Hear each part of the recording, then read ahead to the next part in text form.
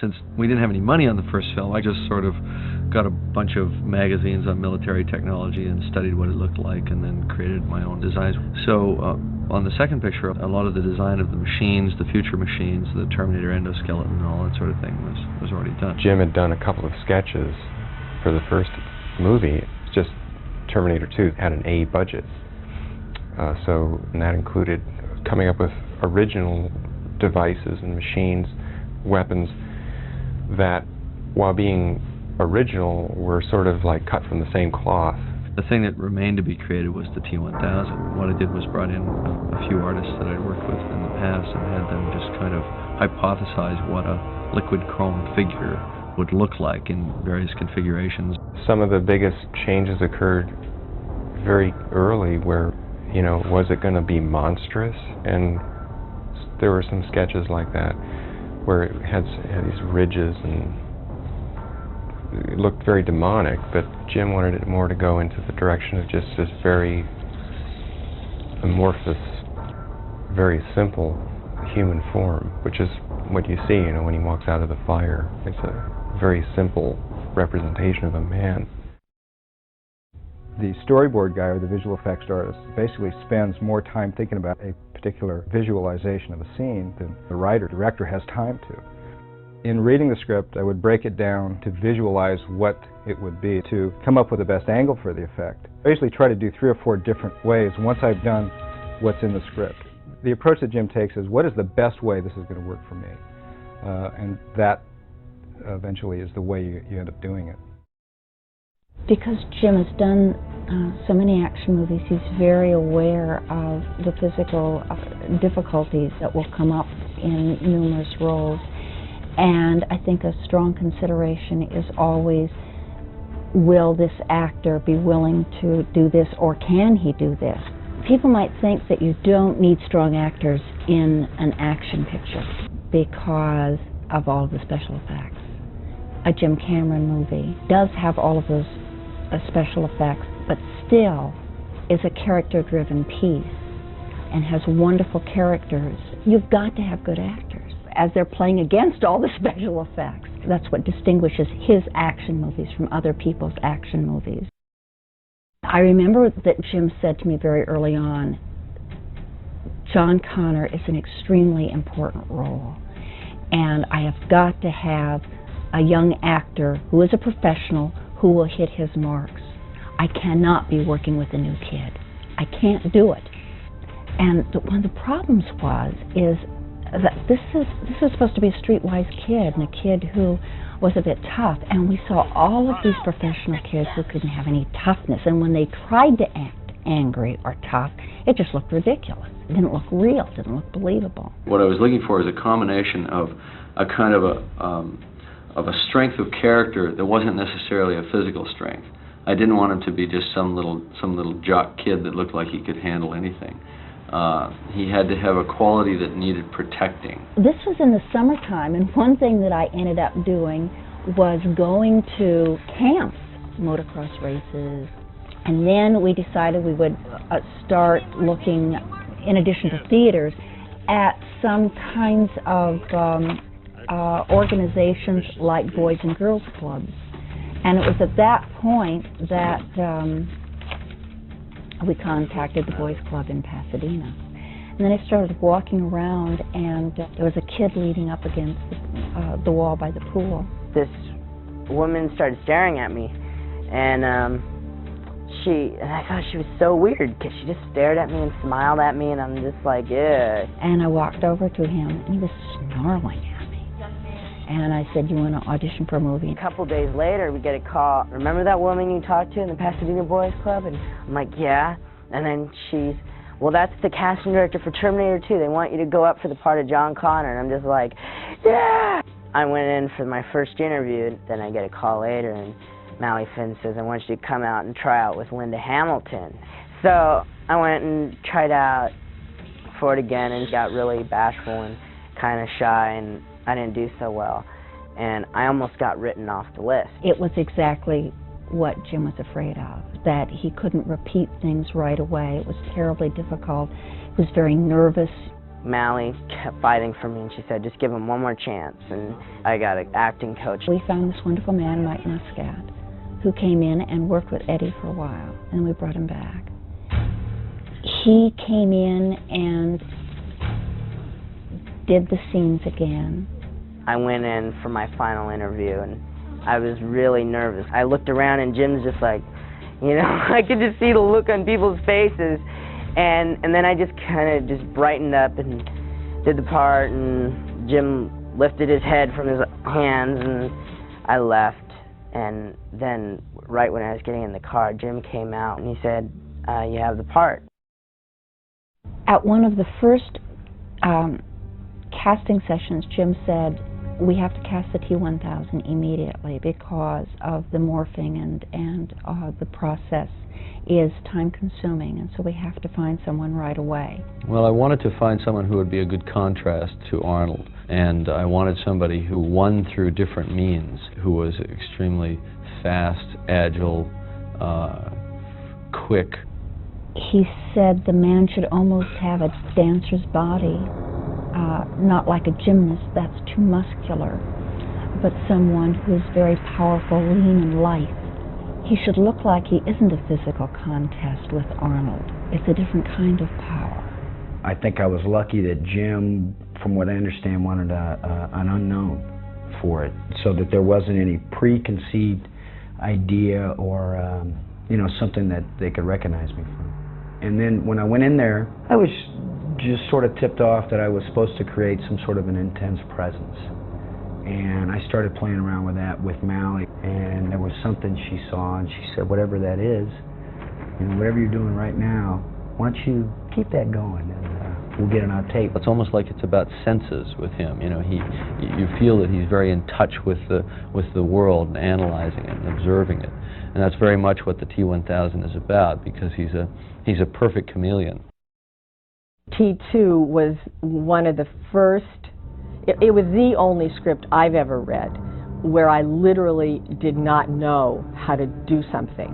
Some of the things that were described were things that no one had ever done on screen before. And that's when you start to figure out just how strong you are as a producer, because you can't panic. You have to say, okay, let's approach this rationally. The effect schedule basically drove the entire production schedule. Sometimes we were shooting things not just out of order, which you always do in a film, but so completely out of order that you might be shooting the first part of one scene, you know, 2 months or 3 months apart.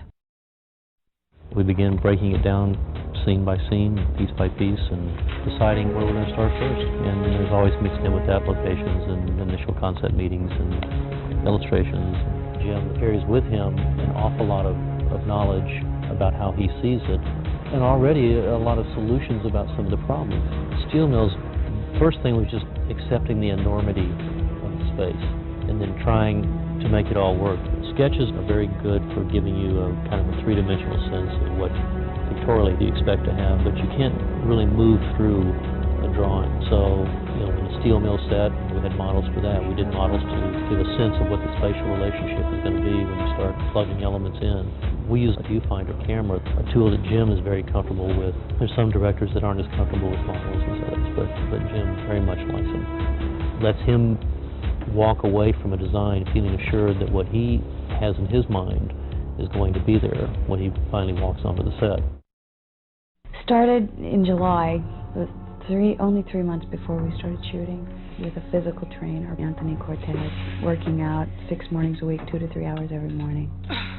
Pretty intense, a lot of dietary changes, no fat at all. That's our joke, is there's no fat but what we make for ourselves. Not fat, but fat. And then after a month of that, I just sort of got my feet wet and got comfortable. I started to work with Linda approximately 10 weeks prior to the production. She was 100% there, and she was very determined to learn and was very much into it. It was really like entering the military and learning the mindset and coming up against myself in a big way. That was even more significant in terms of playing Sarah. And we did a lot of mostly weapons work, mission training, mind stuff, judo. Just a lot of stuff to sort of hone in, zero in, clear the mind. The idea is that we don't look at that as a movie. We look at this as a mission. You have to think like the character that you're going to be. Either it's your first nature or you're not going to do it. It's got to be your instinct. Otherwise, it's too late. And a really well-prepared and well-experienced person is not just the way that he handles his weapon. You don't want them to act it. You want them to be there. When I started working out with Uzi, one of the things he wanted me to do was go stand in front of the ocean at like 5 in the morning or whatever, 6, 5, it was still dark, and I'd be standing in front of the Santa Monica Pier in the ocean absorbing the waves. And I was to create the power, and then Uzi never really called me Robert, it was always T-1000. As I said before, it was very military kind of training. And he would just sort of come up and tap me on the shoulder and we'd start running. It's not about pumping iron or only being fast with weapons. It's a whole mental aspect. It's a mental aspect that you're really learning everything into little details. That gets you the feeling that you're ready for everything that comes up.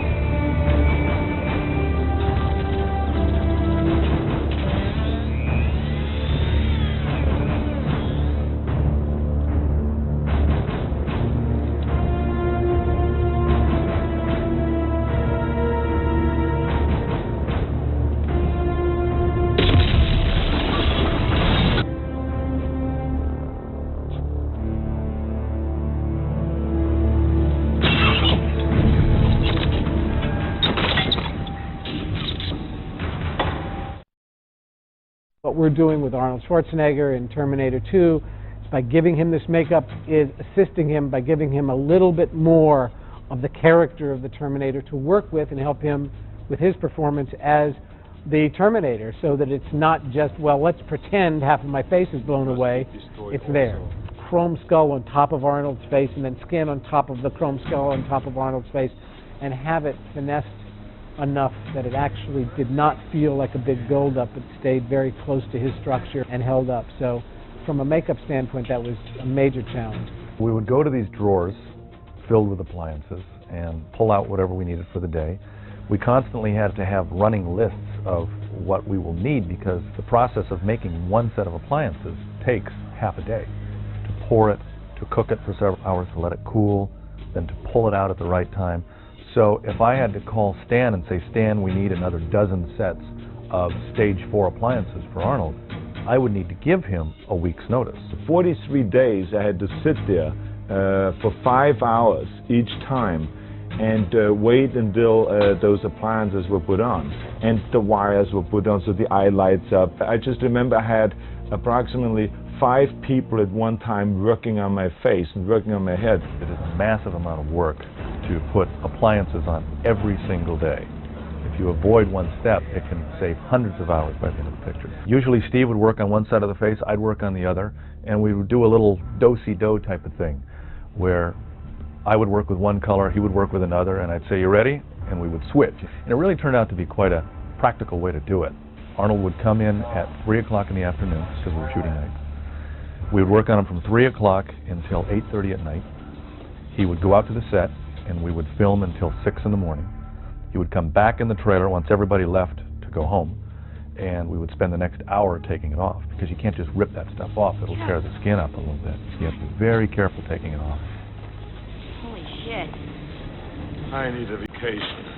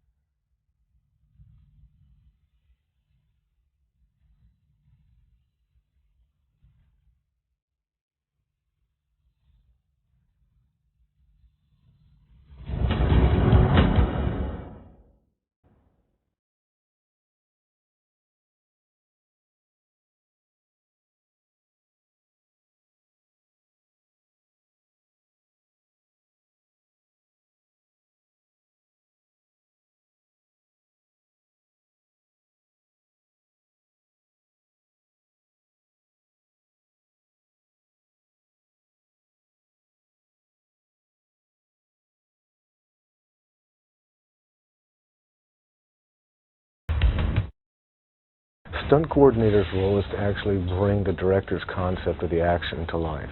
You're dealing with the wardrobe to make sure they have the right kind of clothes for certain types of protection. Make sure that the set was right.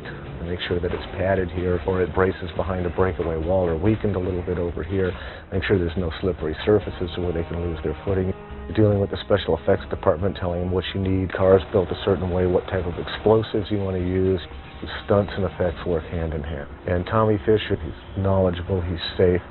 And when it comes to designing rigs, he's done it for so many years that it makes me feel comfortable. The effects crew basically builds anything that you need specialized for a car, for a wreck, explosives and bullet hits. And I'll draw out diagrams for saying, well, you can do it this way or that way. This is more expensive, but you'll get better footage, you know. And working with Jim, it's great because it makes my job much easier with a director that understands physics and action. So we did a lot of extensive testing on that to make sure it was going to come out. From casting stunt people to playing parts, to casting doubles, it's a 24-hour job, especially on a high-octane picture like Terminator 2. Guys, clear a path back. Okay, George. And go, Joel. Roll the eye moves. Action.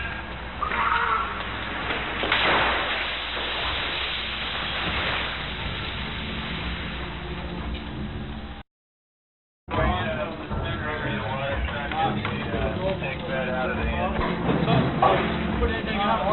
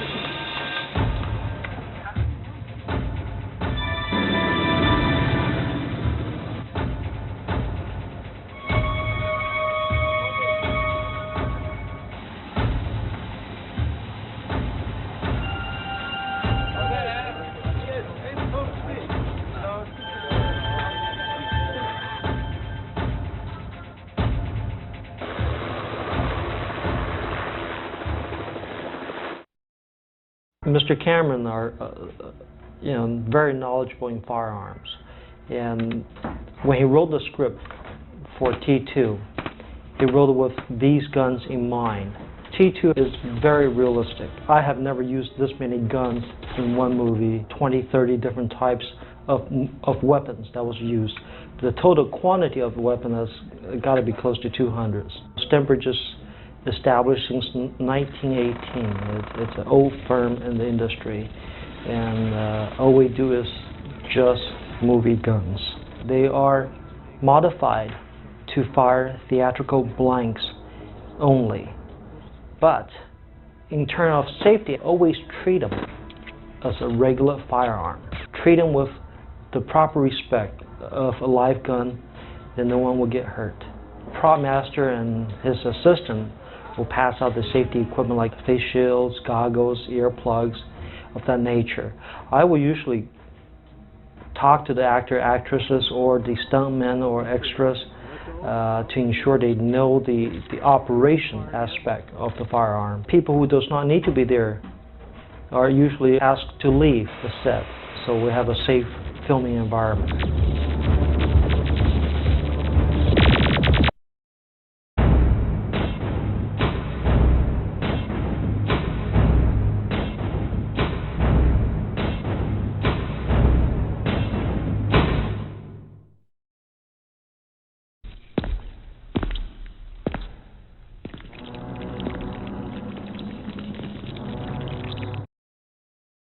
We had Robert Patrick come up here, and we painted a little 2-inch by 2-inch grid all over him, and shot him out on the back lot, walking with 2 cameras that were synced, so I could study not only his front motion but also his side motion, frame for frame. We also took a lot of pictures of him, and we scanned those in as well, and from that I built the skin over top of the actual bones. He was going to be the digital stunt double of Robert. In order to get that detail, right, we should probably scan his head. Using some equipment that's called cyberware, and what they do is they scan a laser light onto anything you want. It can be a person. In our case, it was a person. It just gathers the data, puts it into the computer, and the computer then puts it together in 3-dimensional space. We now have to take our CG element itself, which is a character, an actor in the film, and make that come to life. We have to bring it to life like a puppeteer would. We have a lot of very talented animators who are able to essentially act through the computer. What makes it really breathe is the secondary stuff. Mannerisms with the face, mannerisms with the fingers, muscles, all that kind of stuff really brings it to life. At first, he just sort of rose up very geometrically and stopped, and his head didn't move. He just sort of stopped and stared. Well, the next time we did it, we decided, okay, we'll have his head rotate a little bit, just the slightest amount, his shoulder move a little bit, you know, that kind of thing. And all those very small amounts of animation, as simple as they may seem, really seem to put the life into it. But that's what it takes. You have to keep layering detail on top of it, because the real world is very detailed. We now have to create a computer camera that's the same as the real camera, a computer set the same as the real set, and a digital actor that sort of has the same perspective and action and motivation as the actors on the real set. The CG elements must cast shadows on the scene already in the image. The elements that are in the image must cast shadows on the CG element. If the environment is very shiny, it must reflect the CG element in the environment, so we have to add those reflection components to the picture. Similarly, the CG element itself, if it's shiny, must also reflect the environment. You create a picture and then wrap that picture around the sculpture. That's called texture mapping. The biggest problem was dividing up all the shots and sticking them in 5 separate categories. These shots were sort of broken down into the human figure team, the death team, shots that pertain to what we call the pseudopod shots, or polyalloy shots, and digital metamorphosis shots. Every shot poses some problem. Every single shot did, and it poses something completely new. We were pushing the limits of everything. The amount of disk space we had, the amount of memory we had in the computers, the amount of CPUs we had. Each shot, even though it only lasted 5 seconds on the screen, typically would take about 8 weeks to complete. A lot of our CG shots did have defects that we never solved, but we could solve them with digital paintwork. They were pretty much done, you know, on a Macintosh and Photoshop.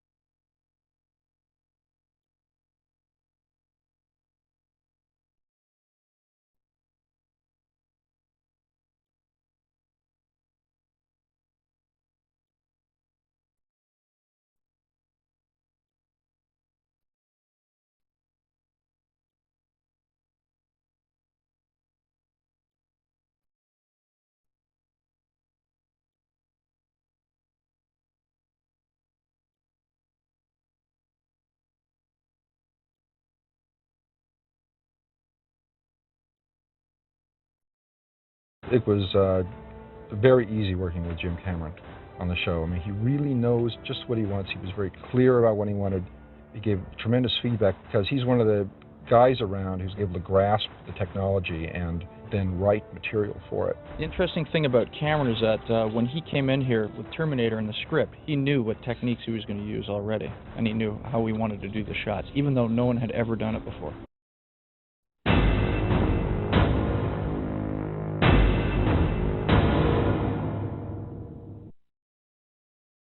It's important for people to realize that what we do is not makeup or special effects or anything that is categorized. What we do is we create characters for film. The process of creating a character is like the process of creating a film. It always starts with the written word. What is the character? What are the characteristics of this character? Second step is to take that written word and create a drawing. Take all the straps off and just say, okay, this is what he's all about. This is what the character looks like. This is what he has to do. Now, how are we going to do that? If you can do it with makeup, do it with makeup. Allow an actor to do it.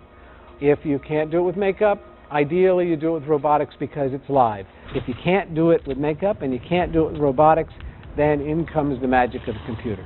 Whatever it takes, that's what we do.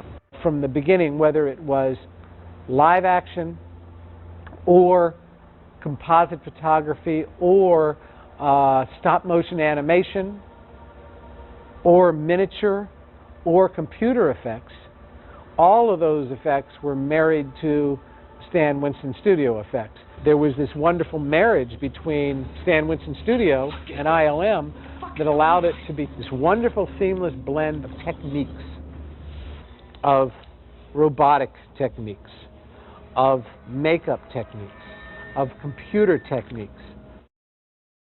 Did that, and then there was just a point where they couldn't deal anymore, and they separated. Oh.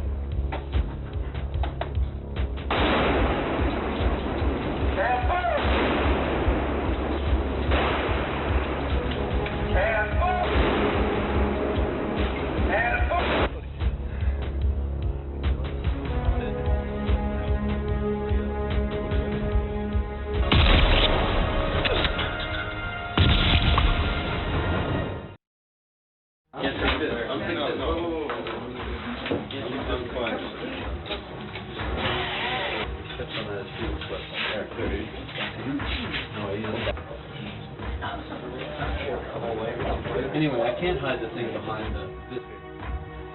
Here we go, and action!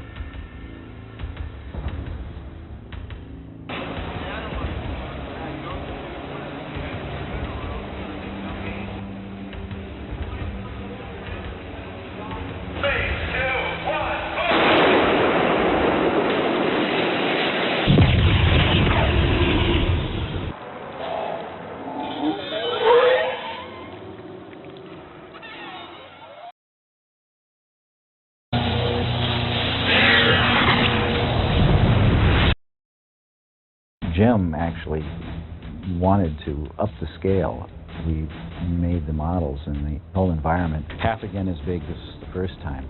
There is a point in models and miniatures when they get too big, you start to lose the reason why you're doing it in miniature. A set is about 50 feet wide, 30 feet deep, with a sort of forced perspective at the horizon. There's a large area to light. The number of flying and ground HKs involved. Split screening it in with live action, interactive light and missiles and explosions on both sides of the line, both live action explosions and doing tilt down. Particularly since marrying up the foreground and background with explosions going off on both halves, which changes the light and the color on the sets. The same puppet built for the first Terminator is employed again in Terminator 2. That shot was kind of complicated and time-consuming to build. The real trick is to not try to make the entire effect happen all at once. Break it up into component parts. The farthest layer is a miniature background with a flying HK and explosions. That was printed into a rear projection plate. The two images, VistaVision plates, are now rear projected onto a single large screen where we blended the two pictures together and animated in Go Motion that puppet in front of these double rear projection screens. There were 4 backgrounds combined to be 2 and 2 that were shot to end up with 1 and 1. The 2 large endoskeletons. And full-scale set pieces were placed in front of 2 large screens, rephotographed with interactive light and some smoke. Then that went through opticals and we added interactive flashing lights when they were firing the lasers.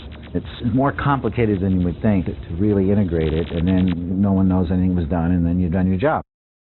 It was a quarter-scale miniature, which made it 18 feet long. The set was 70 feet long. The asphalt area into the miniature factory building was 20 feet wide. The whole reason why you do some of these things miniature is because you get something that big and that unwieldy. The costs become very prohibitive. When it's smaller, you're controlling it. When you roll it over, you don't have to have a whole brand new thing. You patch it up a little bit and you do it again. And you know that you're going to do it over and over until you get it and work out the details. When it's a full-scale truck, you can't do that. What we were asked by Jim to do with this nuclear nightmare was to create a tremendous motivation for Sarah. So this nightmare had to be exceedingly powerful, exceedingly realistic, and pretty much punch you between the eyes. Could we make this message so strong that it would really knock people over and make them feel the sense of what this is? Be real about it, not to pretend we could survive it. I've had more reaction to that nuclear war sequence than anything practically I've done on film. The blast coming across the city was something of a challenge, and we thought about several different ways of doing it. An idea crossed Bob's mind of contacting Jay Roth of Electric Image, who had been developing some animation software for Macintosh. Eventually what he generated was several elements that wound up being incorporated into a matte painting. In addition to that, we inserted a miniature of a building getting blown away that we shot at high speed and did it as a projection directly onto the glass in front of the matte painting. Worked with several different scales, built a series of metal racks that were the substructure of the buildings, and we covered those with breakaway surfaces. We experimented with a lot of different things. We wound up taking plaster and mixing it in various densities.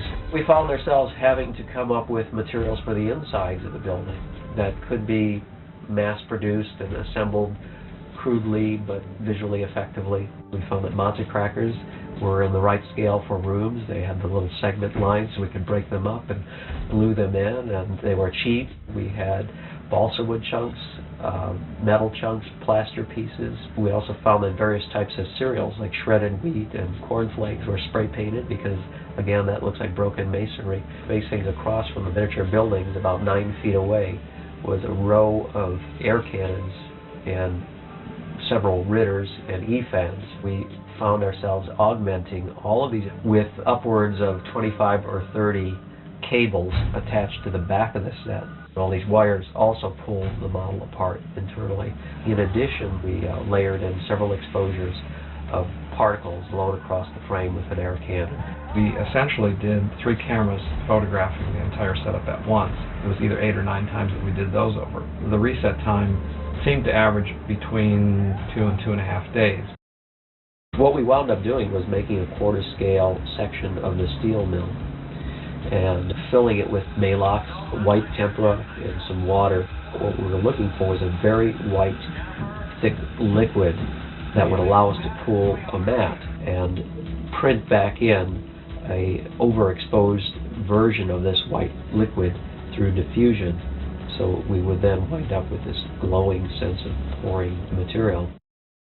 The need for having Mercury doing something that it doesn't want to do were among the most frustrating things to have to shoot. Bob came up with the idea of using a table that we could bring the center down just ever so slightly, and that slight amount of concave shape to it could cause the Mercury to float and to move from where it was set up. Now in practice, it became very difficult to do this. So in frustration, he grabbed a can of spray adhesive and sprayed it on the surface of the miniature, and Mercury stopped right at the edge of it. I'll be back. Those words took on new meaning in the fall of 1990 when cast and crew reunited in the Mojave Desert to continue the story of Sarah Connor and her fight against the machines of the future. The important element that's changed in her life since we saw her last is that she's had her son, John Connor, and he's now 10 years old. The new Terminator of the film is not targeted on her anymore. The child now himself is the target. Okay. For Cameron, Terminator 2 was only a matter of time. Action! It was inevitable that a Terminator sequel would get made, and I wanted to be at the helm. I wanted to make sure it didn't kind of drift off the concept of what it should be about. Cameron's vision of a killer cyborg from the future hit a chord with audiences worldwide. The Terminator represented something to people, a kind of a dark side of the human psyche. People want to have that fantasy of being able to do exactly what they wanted to do whenever they wanted to do it. I need your clothes, your boots, and your motorcycle.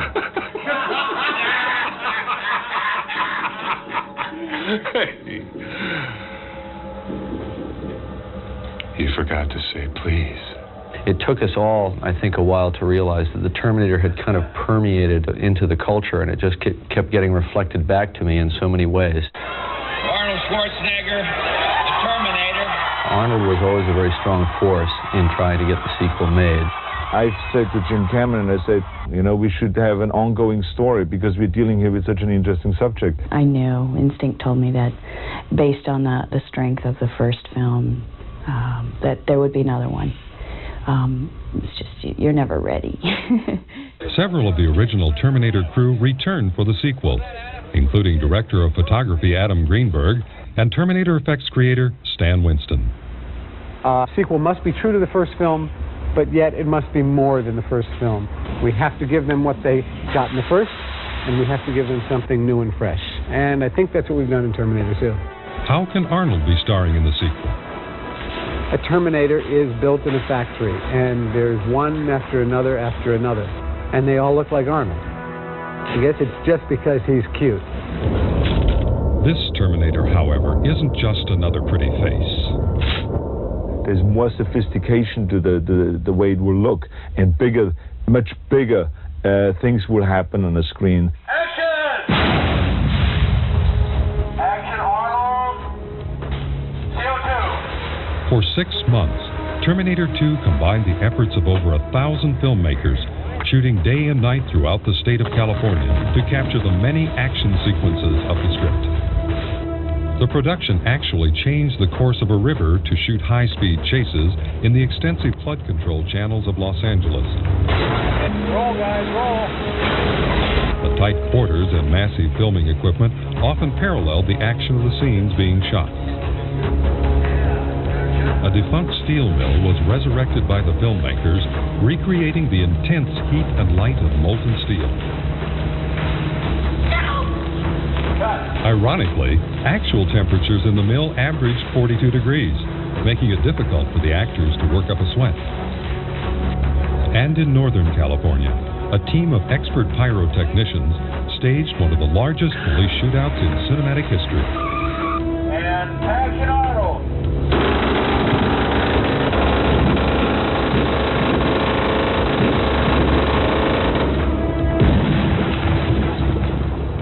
Arnold, tell me that wasn't a rush.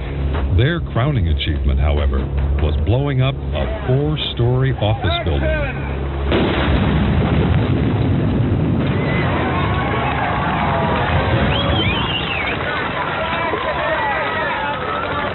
Were we supposed to roll?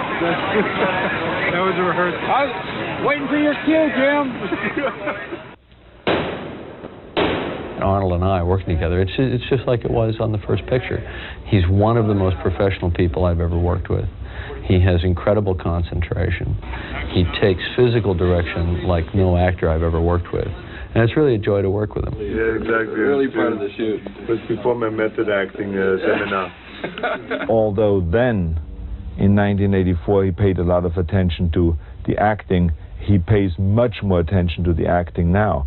The way he goes about directing actors, how much time he spends with rehearsals, how much time he spends with perfection and with moves and gestures. I think you both go. And then freeze. So I would say that in that area he's much smarter and much more sophisticated. I mean, he wants to do basically everything because he has such a clear vision of what he wants to see, and see him ending up running with the smoke machine and creating smoke in front of the camera and then putting on blood and trying to do your makeup. That's why people always say that a Jim Cameron movie has a certain look, because it's a total representation of what he wants to see. Long before the cameras roll, Cameron and crew are hard at work, designing sequences and testing ideas in a unique mix of filmmaking and science. I do a lot of visual research, I do a lot of technical research. The more fantastic the subject, the more realistic the situation needs to be. Using extremely detailed models, Cameron designed sequences with the aid of a thumb-sized video camera. By blocking the scene in miniature, production designer Joe Nemec can alter a location or set to meet the specific needs of the scene. Also during pre-production, an ex-Israeli commando provided the cast with military combat and weapons training. Since the character of Sarah has become an expert marksman, Linda was required to master a variety of guns and assault rifles. It was really like entering the military and learning the mindset and coming up against myself in a big way. That was even more significant in terms of playing Sarah. Very good. She has so set herself down a path, a concentrated path of duty, that she's lost all touch with her son. You cannot risk yourself, even for me. Do you understand? You're too important. She's a great warrior, but for what? You know, so what? She doesn't have anything that makes it worthwhile, you know, and also my life. It's like, oh, we don't even notice the gunshot anymore. Why does it want me? It was a nuclear war. Sarah has lived with the certain knowledge of the destruction of the world on a certain date for so long, and it haunts her dreams and nightmares every night, and it's driven her kind of to the point of madness, really, as it would anybody who really had to confront that knowledge. Because I knew it happened!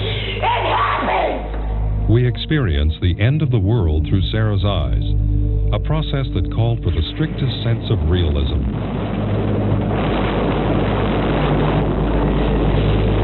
But even more powerful and haunting are Sarah's visions of the people. And he comes down, and action, he jumps off and covers up. Oh, stop. What'd you do? See Commando 10 times? When we had to create ashen bodies that were going to be blown away by a nuclear holocaust, it was very unsettling. And it was the one time when you got a little uncomfortable because it wasn't pleasant to look at while you were shooting it. But it is the important aspect of the film. Judgment Day, the day Sarah was told the war would start, clearing the path for humanity's successor. The machines. Future War. For Terminator 2, Cameron mobilized an army of actors, stunt people, and special effects crews to create the final battle between humanity and the machines.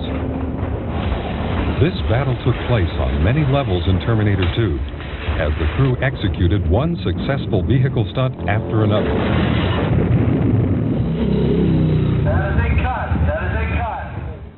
One scene required the Terminator to climb from a speeding pickup onto a heavy tanker, a feat performed by Arnold's stunt double, Peter Kent.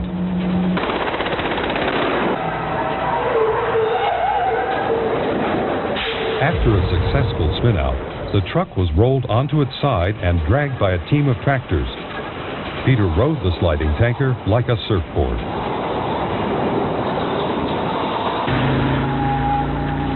To protect young John Connor, the human resistance has sent the Terminator itself. My mission is to protect you. Who sent you? You did. This is deep. Playing the role of young John Connor is newcomer Eddie Furlong. It's almost in a way the classic story. I mean, he literally was just plucked off the streets of Pasadena and whipped into the vortex of making a movie. And Jim said, Eddie, I was going to tell you Friday, but don't tell anybody. But we picked you for this film. And I felt like hugging Jim, but he's a guy, so I didn't hug him. Cast with less than a month before production, Eddie began an intense period of preparation. In addition to his regular education, he received physical training, acting lessons, and motorcycle classes. Funny thing is, I'm sure it's nothing like anything he ever expected, and it's a total left turn in his life. But on the other hand, children have this remarkable capacity to just deal with things, whatever life throws them. They don't know how the world is supposed to be yet, so they just think that's okay. You know, it can be like this if it wants to be. One of the many tasks Stan Winston and crew undertook was enhancing the original Terminator makeup design. Originally, there were a number of stages designed or considered as Arnold stages in makeups for this particular production. An actor must know going into a situation like this that there is physical stress with this process. Fortunately, Arnold Schwarzenegger is a pro. 3 more hours of this. I don't know how much longer I can take this. He attacks it as a pro. He doesn't complain. All right. But I need my foot massages, my oatmeal, my Austrian Christmas music. I need it all. Go ahead. Do it. This pre-made up piece here is going to be glued to Arnold's face with the help of Arnold holding it. Hold on a second.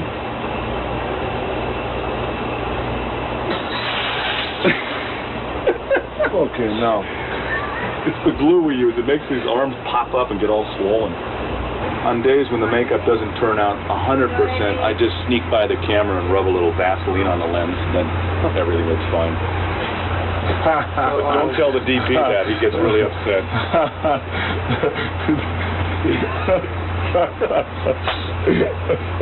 This was so funny.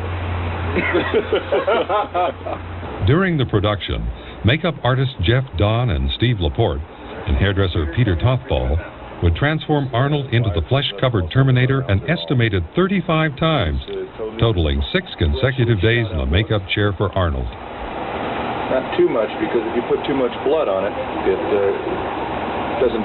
You can't see the work that's been done. You can't see the metal and the flesh that's gone. It just looks like a big bloody mess, like you slapped some hamburger on it. That's a good example, Jeff. Hamburger? I'm proud of you. Well, I'm hungry right now, so I use hamburger. People accept this possibility that there can be a blend between a human component and a machine component. And I think it's just an aspect of our lives right now, that we're so surrounded by machines all the time. And the fact that we can accept that, to me, is the most amazing thing of all. What it is I'm too handsome. no camera can take all these good looks. So what they do in every movie basically is they put appliances on and terrible makeup on to kind of tone my looks down a little bit, so I match up to the rest of the actors in the movie.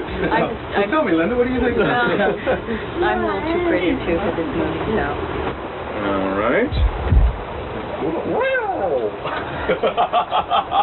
Was my breath that bad? 2.5, 3 hours, and he's done. The next stage for the makeup is stage 5, 6, 7, and it's basically the same that Arnold had before, just more chrome, more appliances. He'll have his eye plugged up, so he won't be able to see out of it. And it'll take probably an hour, hour and a half longer to put on. He's going to love it. As one might imagine, Sarah has trouble accepting the Terminator as an ally. Although she doesn't know that he's going to come back, she knows that it's a possibility, so she's ready. No affection. You know, I've kept it really clean. You know what you're doing? I've detailed files on the human anatomy. I bet. Makes you a more efficient killer, right? Correct. Terminator in this film adopts certain human characteristics. You gotta listen to the way people talk. If someone comes up to you with an attitude, you say, hasta la vista, baby. Hasta la vista, baby. That character slowly develops by the very fact of hanging around a human being. Jesus, you were gonna kill that guy. Of course, I'm a Terminator. Listen to me very carefully, okay? You're not a Terminator anymore, all right? And all that registers, and I start dealing with all those kind of emotions. The Terminator sent to kill young John is unlike any killing machine ever imagined. I call him a mimetic polyalloy, meaning that, that he's made of a substance that can imitate anything. Playing the T-1000 is Robert Patrick.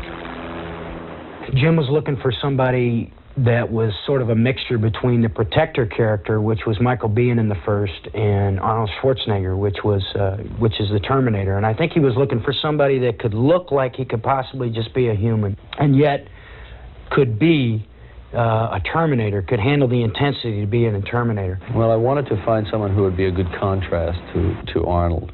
If the 800 series is a kind of human Panzer tank, then the 1000 series had to be a Porsche, an advanced prototype Terminator who was more fearsome than the old model. The thing I like about Robert was he kind of looks like a cat in a way. It's almost like it's about senses with him. You know, you feel that he's very in touch with the world and analyzing it and observing it. My character wants to completely take out John Connor. That's his mission. A relentless, tenacious killing machine, and he won't stop. Though their missions are exact opposites, both Terminators stem from the same creator, the unseen supercomputer called Skynet. So it's like this is the first time you had to deal with evil, because Terminators don't fight Terminators. It's never happened before. We stem from the same technology, so we've got to have some like programming there. Are you the legal guardian of John Connor? That's right, officer. What's he done now? So we're both killing machines, we're just different types. There was a guy here this morning looking for him, too. Yeah, big guy on a bike. Has that got something to do with this?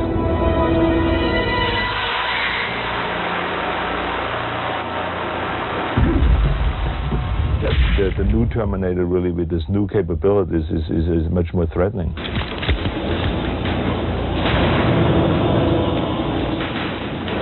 I'm basically death. You know, they're running from death. Both Terminators are programmed to complete their missions at all costs and without question. But Sarah has decided to confront her destiny and takes matters into her own hands. I need to know how Skynet gets built. Who's responsible? The man most directly responsible is Miles Bennett Dyson. She decides that the only way to stop the future that she knows is going to happen is to kill the man that builds the chip that starts the war. In a very real way, she becomes the Terminator of the second film, at least at a kind of a psychological level. For cast and crew, Terminator 2 has been more than a reunion. Has been very intense to work, and you know, a lot of night shooting and a lot of long hours and so on.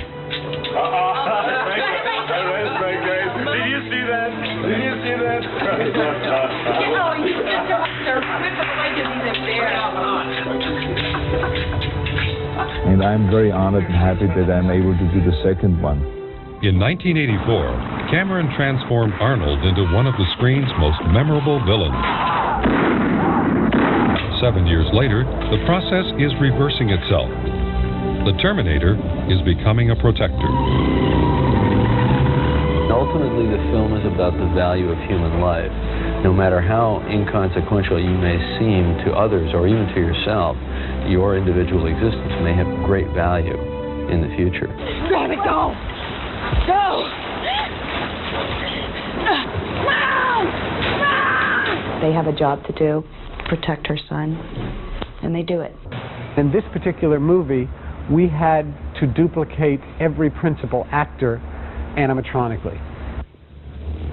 In the scene where the Terminator must force his way past a SWAT firing squad, Stan was called upon to create an Arnold double that could withstand a barrage of gunfire.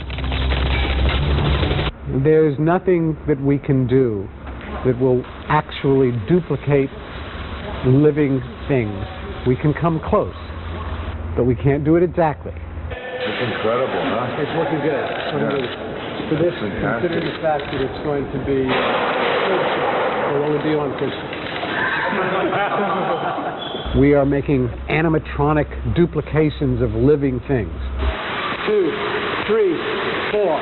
Perfect. Lighten up. Very nice. It's just a movie. What? Okay, you don't get paid. So what? I make it for you, okay? Relax.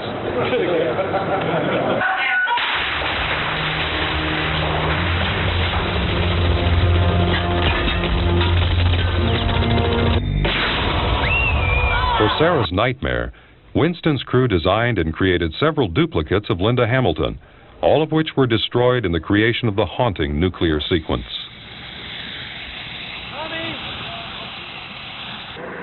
Destroying Los Angeles was a task given to Forward Productions under the direction of Bob Skotak. Vast miniature cityscapes were built in tremendous detail for the sole purpose of their destruction.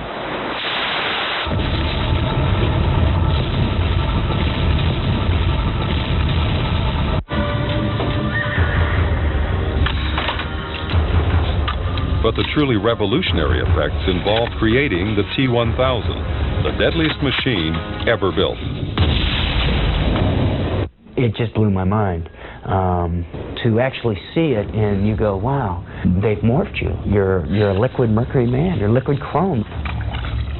I don't think I'll get over it, and I totally believed it. Creating the T-1000 required the combined efforts of Stan Winston's company and Industrial Light and Magic, under the direction of Dennis Muren.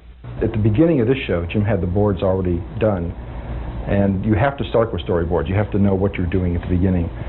Can it even be done? A show like this, is it technically feasible to even do it now? And Jim was hoping it was, and I thought it was, so we all agreed that we could do it. It was a constant, little juggling act in the very beginning to figure out what was going to be done optically, what was going to be done as a real-life effect, and then what things from us would be needed for ILM to help them work things out optically, and vice versa. And it was, it just worked out as perfect as it possibly could have.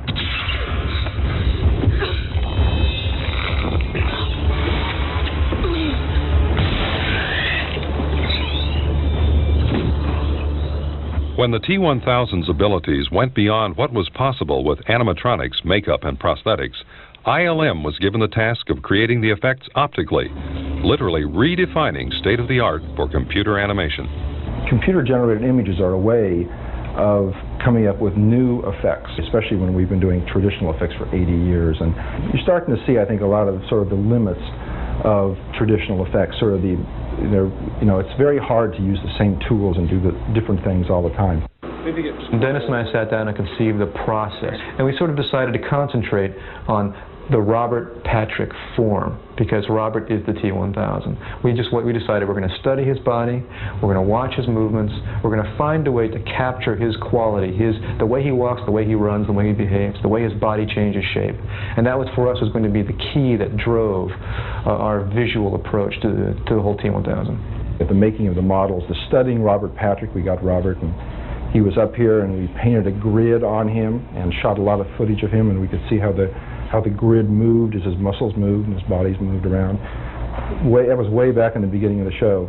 And so that gives you an extremely powerful guide for creating a real Robert Patrick walk, a real Robert Patrick run, which is in fact the T-1000 walk, the T-1000 run. So it's absolutely critical to our whole process. We're trying to always duplicate human beings. Everybody's shooting for human beings. This is really the first successful step to adding real life to an otherwise inanimate piece of geometry. You know, it's the wrinkles, you know, it's the slight mannerisms of the eyes and the hands and stuff, just like a real human. That's the kind of thing, that's the extra step we wanted to take. We were destined to do that or nothing. We knew that other people had come so far, we wanted to go beyond that. I dabbled in this a little bit in The Abyss with the water tentacle that formed the faces of Ed Harris and Mary Elizabeth Mastrantonio, and that proved to be very compelling imagery that people remembered indelibly from that movie. So that kind of encouraged me to take it a step further, or many steps further. As on The Abyss, ILM employed a revolutionary laser scanning process to capture Robert Patrick's movements and form. And one of the most powerful ways, or one of the most exciting ways to use it, is to get people's facial expressions in the computer. I'm sitting in a chair, you know, like this, and I can't move this way, I can't move this way. I've got to stay totally controlled, hit this emotion, and lock on this expression, you know, like, We can reconstruct the actor's face. It's a very free process. You can sort of go with what's happening and digitize those expressions as you wish. And we can immediately work with them, animate, model, create human, very realistic, very strong human faces.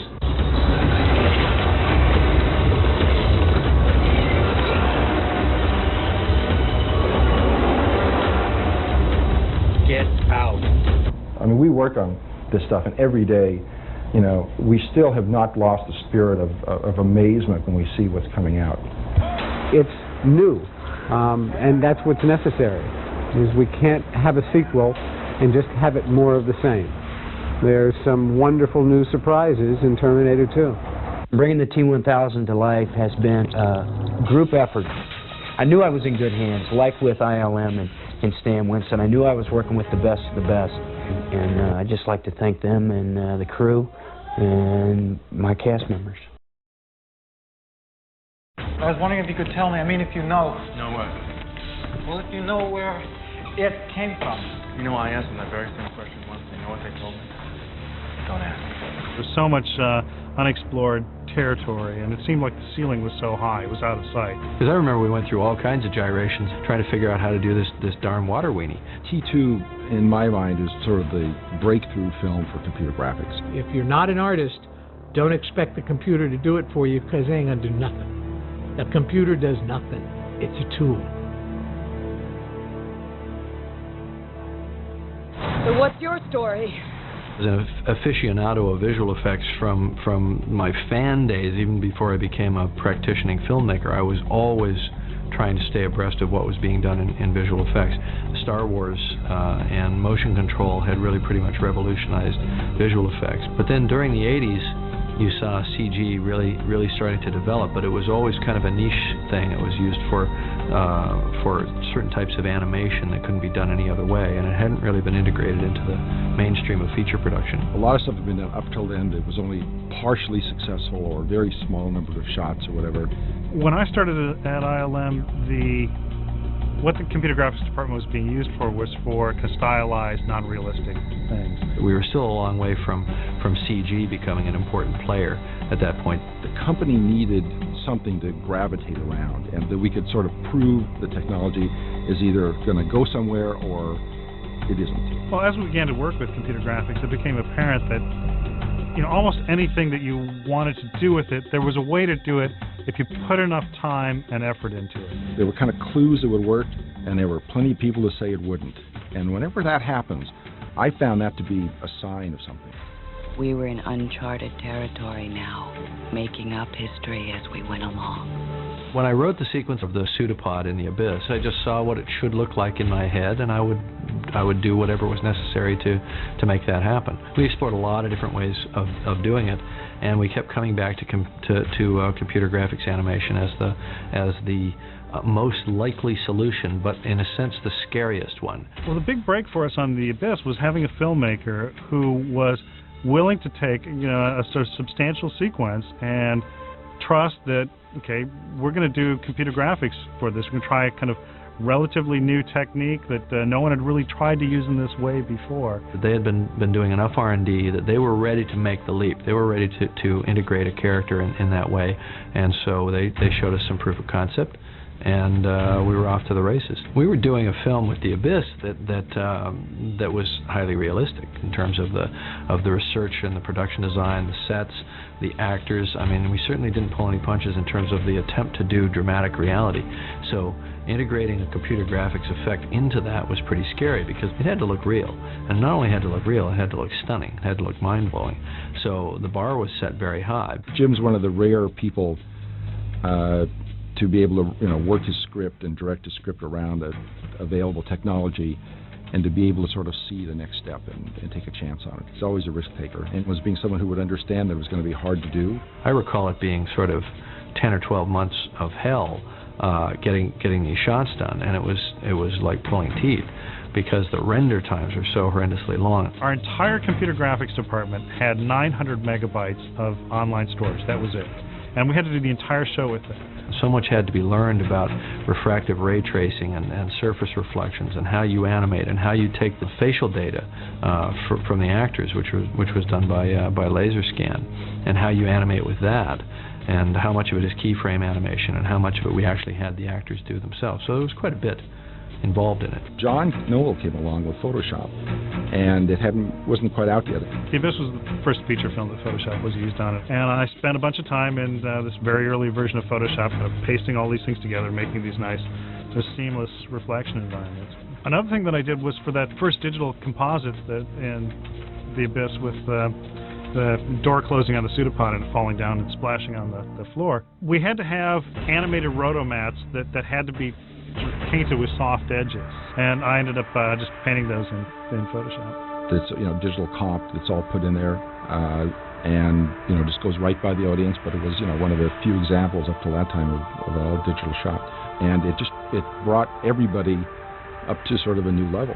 It was just a kind of dynamic convergence of elements, and so it just seemed like it fell into place at that point. We proved we could do 16 shots in 5 months, whatever the thing was, on budget, pretty close.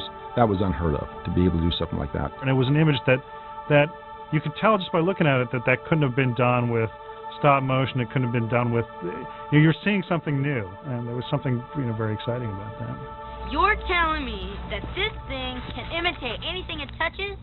The concept of the liquid metal man was an idea that I had a good 10 years earlier, when I had been just conceptualizing the first film, and there was no way to do it. Claymation was the only thing I could think of back in the early 80s, and I didn't think that was going to be mind-blowing enough. So when we got to the second film, the residue of that early idea was still floating around, but in the meantime we'd done The Abyss, and so there was some proof of concept that some kind of liquid character could actually be done. That ultimately became the T-1000. I think Jim, in the back of his mind, sort of possibly wrote it to just keep us thirsty all the time. The T-1000 was an absolutely natural character for digital filmmaking and unnatural for any other kind of filmmaking. So Jim, I think, is the first major director to have created stories that are digital films. The pseudopod in The Abyss was contained within a single sequence in the film. If it didn't work, push come to shove, we could have cut around it and bridged across it in some way and not lost the entire film. That was not the case with Terminator 2, because the T-1000 was throughout the film, and he was integral to the understanding of the entire film. And so it really had to work there. So when we decided to go to the next level with the T-1000, we were really setting ourselves a challenge that was, again, an order of magnitude more difficult than the last time out. This show was pretty terrifying for most people when it started up. You know, the guys say, we can't do this yet. You know, what are they trying to do? They can't do it. I didn't go into the show relying on CG to be able to do it. I had a backup plan. I was ready at any time to start pulling out and get the model shop going and getting the foam being, you know, whipped up and castings and everything like that if we had to, and try, you know, other techniques to do it. Well, it was definitely a leap of faith that we were going to hang the entire success or failure of a $100 million film on a relatively unproven technology and technique, and do so in a ridiculously short period of time. You know, I wouldn't have done T2 if it hadn't been for being able to get the digital compositing to work, because I knew that that the CG was unreliable in being able to produce perfect images every single time, and it took so long, so many iterations, to get rid of this little problem and that little problem. These problems may be only on there for 2 or 3 frames. And I got a Mac and right next to where I was, and Photoshop, and I think it was Doug Chang was in our art department, and he was my sort of what I call my secret weapon. And when an element of T2 worked up to a certain point and didn't work anymore, we were now in the digital world, he could paint the problem out. So many of those CG shots with the T1000, the background plates were actually shot before we shot the scene, because the schedule was so rigorous for them that we couldn't wait until we shot the scene in the shooting schedule. So we had to imagine what the scene was going to look like, build a set of just the background for that particular effect shot, whether it was a piece of floor, whether it was the elevator, or wherever we could contain it in that way, shoot all those plates in advance, agree on the lighting in advance, agree on the camera angle in advance, give them the plates, have them begin working on the visual effects shots, and then weeks or months later, we actually shot the scene that ran up to it and came after it. And somehow those shots had to drop right in. What was special about Terminator 2 was this was the first time we were going to marry these technologies. We were going to marry live action, puppeted effects with digital effects. Stan Winston would start the effect, the CG would do the hard part, let's say one of the shotgun wounds healing or a head changing geometry in some way that a physical puppet couldn't do. And then he would carry on after that, where, you know, we had various types of rubber suits that had been vacuum metallized so that they were reflective as if they were liquid metal, and in quick cuts we got away with it. Given the fact that that was the only way we could accomplish it in the schedule that we had available, I think it was quite remarkable. And I think it was amazing that we actually even took that chance. I think in T2 we had about 47 or so CG shots.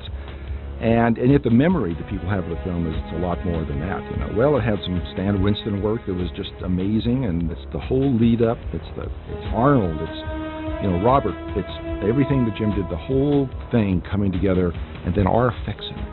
You know, part of it was that every single frame of that computer animation was so costly that we really had to be stingy about how we used it, so which meant that we had to be clever in the way that we leveraged it so that we get the most impact. It was the right time to do it. We were right on the edge of everything, technology, great story, great director. The team to bring this stuff to life was here at ILM. Everybody was focused on it. And we managed to, you know, to pull it off. A lot of work in a reasonable amount of time that just hadn't been done before. Cameron has always posed problems that have been interesting to solve, right? And that have been new. So it drove the industry. What the fuck is this? What the fuck is going on? T2 has been the one that the technology breakthroughs came on, and the organization came together to be able to do it. We had all the components necessary to digitize film, manipulate it, and then go back out onto film again, which now everybody does, but at that time it was, you know, unheard of. For this breakthrough work to be in a high-profile film certainly does a lot to catch people's attention and move things forward. We had first done morphing on Willow, but that didn't quite grab people's attention the way that the morphing in T2 did. So this was the thing they remembered, and they attributed all the success to that. But really, it's always a whole. And then suddenly it became kind of a fad. There was a 4-year stretch where you couldn't turn on the TV without seeing morphing in a television commercial. Morphs had an impact on the market, and unfortunately, so many of the satellite companies literally had a price list for it. You know, morphing, $35. You know, I think everybody always looks for a simple kind of one one-stroke answer for why a film is successful, and this is always a mistake. They see this and they get excited and they go, give me some of that. Can you give me some of that in my movie? But they don't really get it. People thought, oh, if I just make a film that's got those effects in it, it'll be successful, and that wasn't necessarily the case. You know, people became fascinated by it, and that's okay. That's cool. That's fun. That helps establish the tools and make them available. But the things that interested me were not an emulation of that which had been done, but people that were using the tools in new ways. T2 really got the company jazzed up about CG, but it didn't get the industry jazzed up, and I could never figure that out. I think even after T2, CG still felt pretty experimental to me. I think it was too hard to look at that shape-changing guy and saying, what else can it be? But it's a lot easier to look at a dinosaur and say, oh, it could be another type of dinosaur. Or it could be a dragon, or it could be maybe someday a person. I think when I saw how they took what they had learned there and they applied it to what they did on Jurassic Park, that it really blew the doors off it. A lot of people come to me and say, boy, that Jurassic Park was the breakthrough film, wasn't it? And I say, I don't think so. To me, Terminator 2 was the breakthrough CG film. If we had not done The Abyss and if we had not done Terminator 2, we wouldn't have done Jurassic Park. You know, and hence the industry would be 5 years behind. We set the bar up to a new level, and Jurassic Park moved it, but that was a very different thing. They weren't relying on something that had been done before. And then, you know, Death Becomes Her did. And then after that, I think it started to branch out, and so many people were trying so many new things at that point that it really just exploded. In a panic, they tried to pull the plug. It was a convulsive time because you had so many people whose entire stock in trade was optical-based film effects.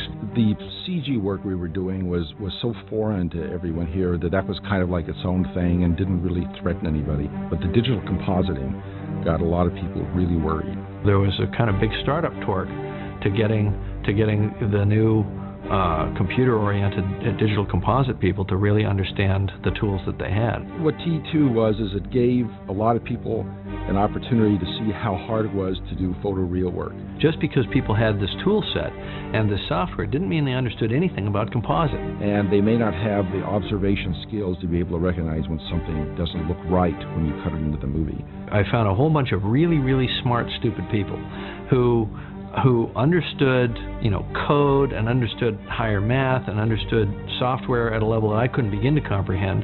But when it came to simple things like perspective, they didn't get it, and they couldn't understand why the shots weren't working. They should have worked. The math said the shot would work, but the shot didn't look real. Why not? Well, how about perspective? How about aerial perspective? How about this? How about that? How about shadows? How about it now? All these subtle things that anybody who had a background in optical printing would understand. We gave everybody from the original optical department a chance to be the first group in doing it. A lot of those guys have gone on to become some of our best people because they had a lot of experience in being able to judge colors and pick this and this and, you know, get things to work really good.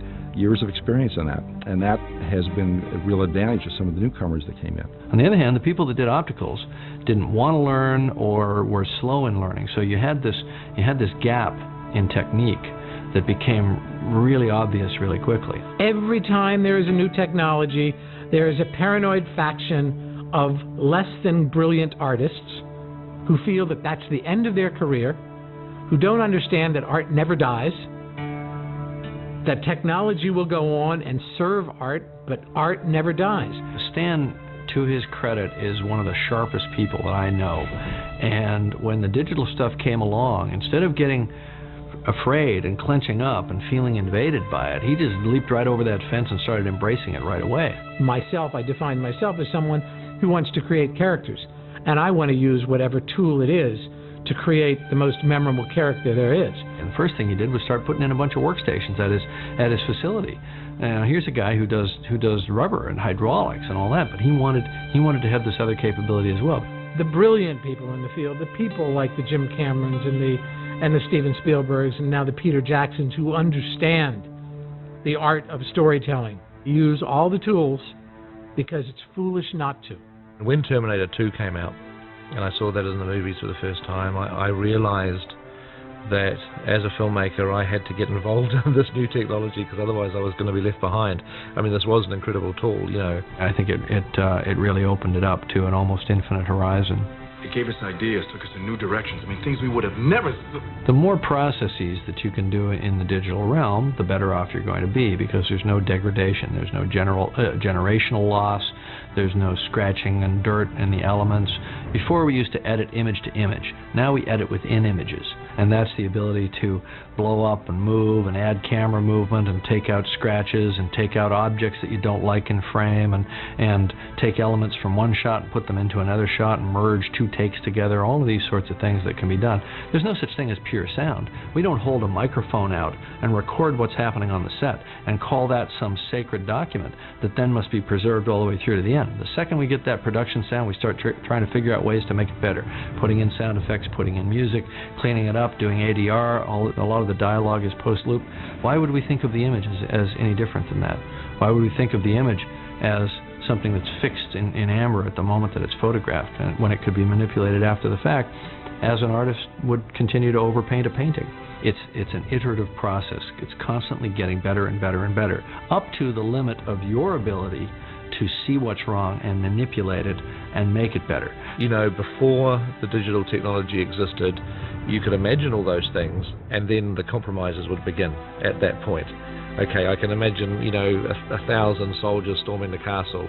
Well, we're only going to have 30 extras, and it's a model castle, and we're somehow going to have to use, you know, matte paintings or forced perspective, and we're going to have to, you know, you can't have 1,000, there's no way. And it used to be a situation where if you couldn't get somebody to do it, and you couldn't figure out a way to rig it so that it really happened in the real world, it wasn't going to be in your film. But now you can do it with essentially CG stuntmen, and the interaction with fire effects and water effects and everything has gotten sophisticated enough. If you can imagine it, you can accomplish it, and you can accomplish it safely. I think there's a way to do a shot in the real world. You try to do that. You look into it. If there's no way to do a shot in the real world, you do it as a digital shot. If you're going for a vision, you go after that vision first and foremost, and don't let the real world dictate to you. Baby, this is going to blow them all away. It's very hard to wow audiences now because I think there's an assumption that, oh yeah, they just did that on a computer. Anything you can imagine can now be put on the screen. And I think what that does, in a funny kind of a way, is it actually takes the emphasis off the special effect. It's all right for audiences to take absolutely beautiful work for granted because it forces us as filmmakers to constantly go back to the human connection. This year I've seen the most brilliant performance by an actor that I can remember for many, many years. It's a completely digital character. That's the Gollum. If a film is connecting on a human level, the audience doesn't really care how big or how spectacular things are. It still boils down to the artist that's creating the character and creating the performance. Even that movie, though, there was digital characters, there were live action, makeup characters, there was a mix, there was a blend, there was a world that was a constant blend of digital technology, miniatures, live action. It was magic because a brilliant director didn't rely on any one technology to tell his story. Because the best films are films that have hundreds of different factors of storytelling and character and acting and camera style, all flowing together. The computer technology becomes just another tool in the arsenal of the filmmaker, you know, a very, very potent one. There's no fit but what we make for ourselves.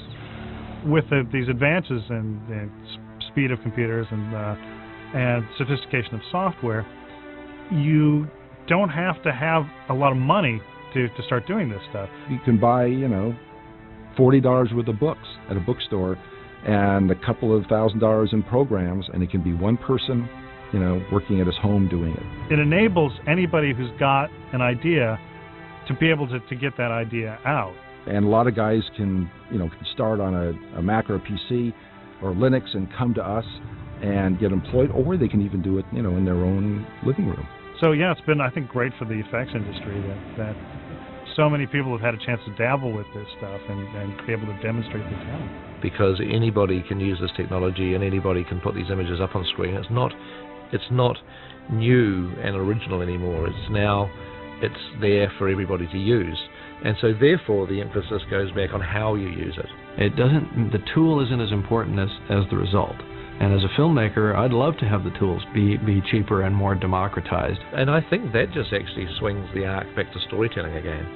That special effects used to be the event, but now because they're so common, they're so easy to do with the digital technology, they're no longer the event. The event now becomes the story that you're telling. And ultimately, I think that as long as people always make story and character the most important thing, and all of these other new arrows in the quiver secondary to that, then they're going to make good films.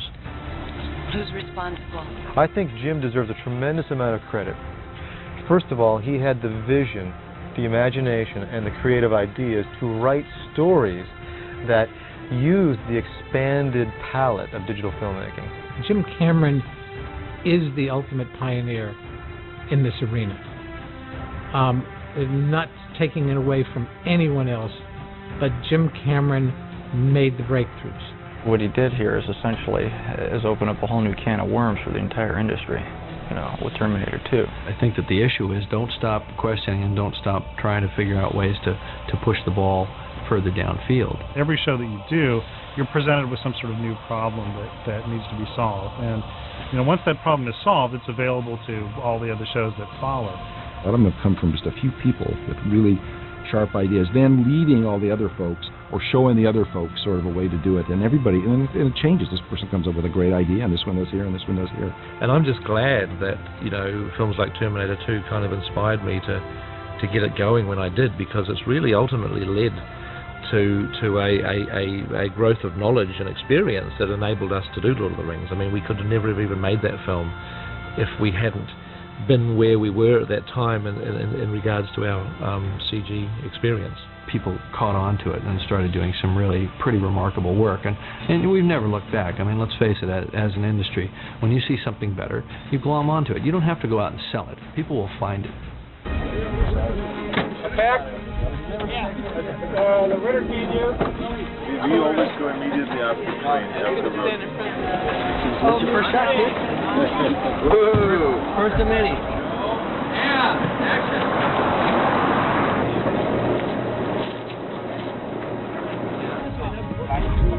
Go that way, all the way across. That's it. Good.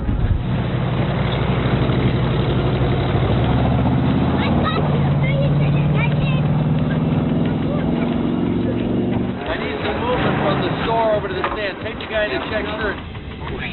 You're recording me spitting? No. I'm thinking about my mom. How's the head? And wind it back. Okay, keep it going. Keep it alive. Keep it alive. Keep playing with the dog. Let that Jim look at it. And it gives you a reason to come back over and go to this. How much distance between that car that you just added?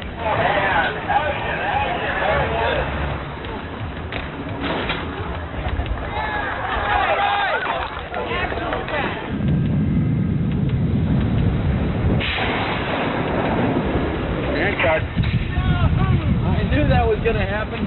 I told you that was going to happen. And action! Relax, it's okay, just a tire. Look at the turban. And cut. Mark! After Nick. Perfect. And then you fall. Oh, it's burning. Oh, man, action, he jumps off and covers up. Oh, what'd you do? What, see Commando 10 times?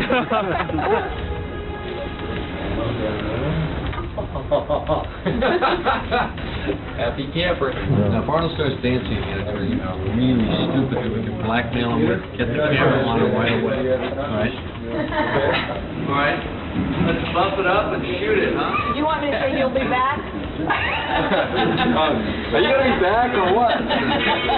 You don't have to be dead yet. Do you mind kind of falling like you're dead? Like this. Like that. How's that looking, Michael? What about the stick? No. This is it. Like pop this way. Oh, that's the edge? Oh. I'll stay farther back. And don't forget to make your turn. Close up. I don't you know this like. And action!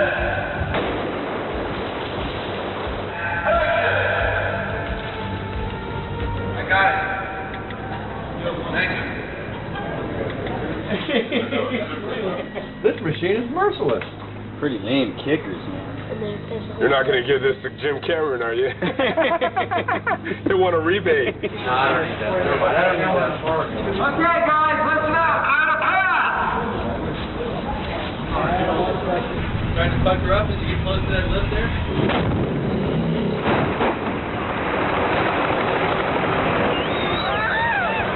Were we supposed to roll? That was a rehearsal. I was waiting for your cue, Jim. I hate being the center of attention. That's why I like to be behind the camera. This doesn't mean I have to be nice to you guys, as long as it's not a flying piranha.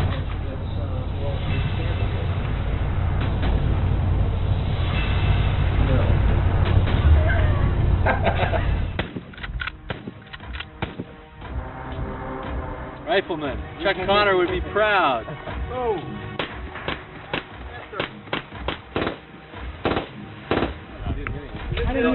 That's the problem. We have all these American myths that we're trying to live up to.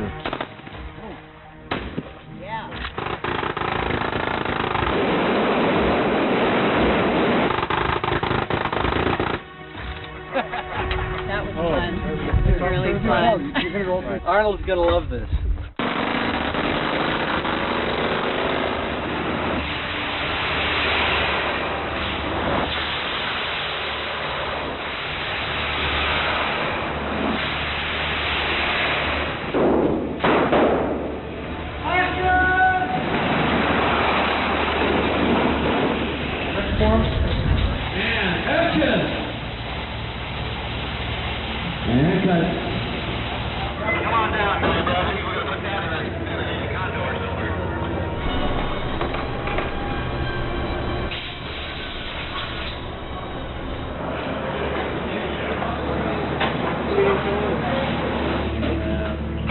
Open and turn.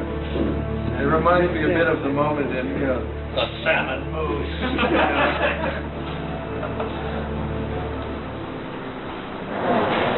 See, this is my buddy Arnold. We'll only be on because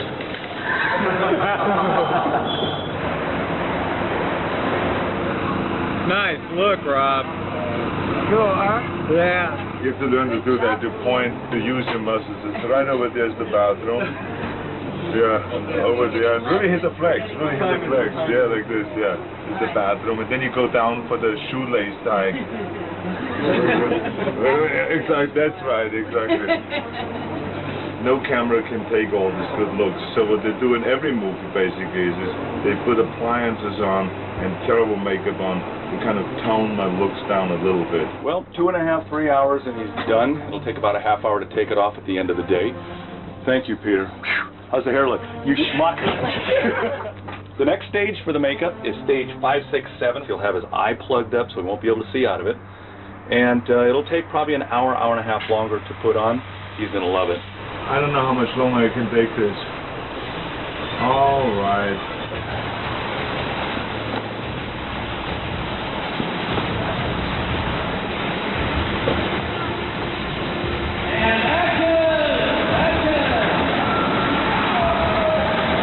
Oh, the top of the tape is even more deceptive now.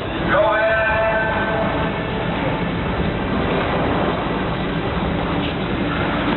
I've seen worse effects. Fortunately, Dad's been wearing the bandage already, so. Right. It's like a wound over a wound.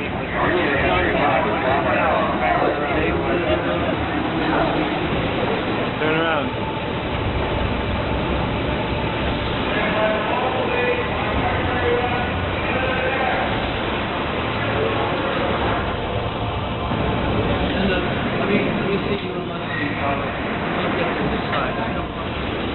Bruce, stay up there. There's some Nazis upstairs. Action! See what's going on with it. I just need to know.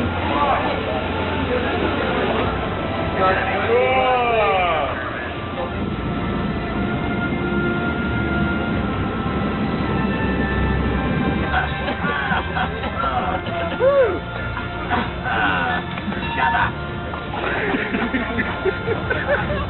More peanut butter, I think. Arnold the Disco Maniac. it's a joke. Burn this house. He likes me, doesn't he? Yeah. Hey, buddy. It's a family thing. Action! Stand by to do this. On our marks, everyone. I order you not to Cookie, not the toe. Every day from this day on is a gift. Use it well. And cut. Cut it. Very nice. That's a wrap.